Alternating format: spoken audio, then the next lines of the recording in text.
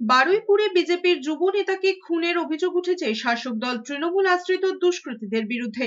মৃত্যু ঘিরে ঘনীভূত হচ্ছে রহস্য। পুলিশ সূত্রে খবর, মৃত যুবক বছর 22-এর নাম রাজীব বিশ্বাস।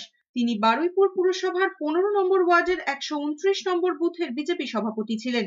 বিজেপির তরফে দাবি করা হয়েছে, বিজেপির কর্মসূচিতে যোগ দেওয়ার অপরাধে ওই রাতে রাজীবকে ঘরে ঢুকে মারধর করে তৃণমূল আশ্রিত দুষ্কৃতীরা। তার মাথায় প্রচন্ডভাবে আঘাত করা হয়, ধারালো অস্ত্র দিয়ে শরীরের বিভিন্ন অংশে কোপ মারা হয়। এরপর তাকে অচেতন অবস্থায় ফেলে রেখে চলে যায় অভিযুক্তরা।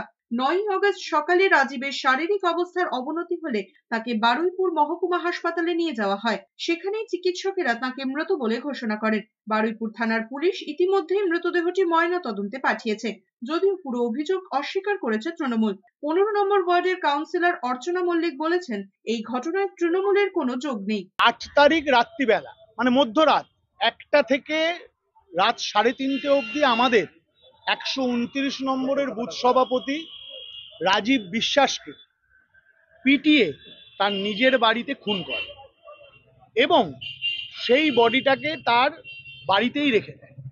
পরের দিন 9 তারিখে রাত্রিবেলা একটা অ্যাম্বুলেন্স এনে, ঘেরা অ্যাম্বুলেন্স এনে তাকে বারুইপুর হসপিটালে নিয়ে যাওয়া।